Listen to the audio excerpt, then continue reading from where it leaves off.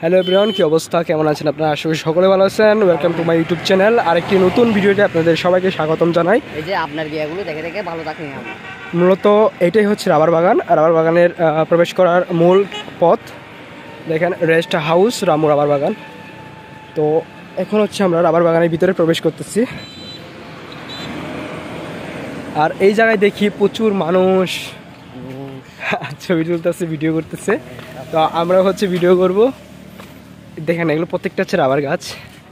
এখান থেকে শুরু মূলত রাবার বাগান।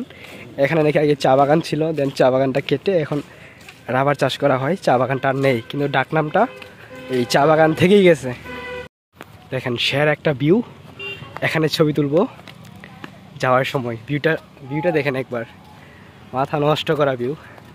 তো আপনারা হচ্ছে কি করবেন, যারা যারা কক্সবাজারে ঘুরতে আসবেন, কক্সবাজারের সমুদ্র সৈকত ঘোরার পরে আপনাদের হাতে যদি সময় থাকে তাহলে আপনারা সরাসরি কক্সবাজার থেকে রামু চলে আসবেন। রামু বাইপাস এসে দেন যখন বলবেন যে কোনো অটো বা সিএনজিকে বলবেন রামু রাবার বাগান, তো আপনাদেরকে এখানে নিয়ে আসবে। একা বসে তুমি দেখছো কি একই আকাশ, দিন শেষে তার তারাগুলো দিবে দেখা। মেঘে ঢাকা তারার আলো দেখে থাকো তুমি, দেখো ভালো, হয়তো তার মাঝে খুঁজে পাবে আমায়। ছোট বাবুরা হচ্ছে রাবারের যেই ফল হয় ওগুলো কুড়াচ্ছে নাকি, কি করে এগুলো?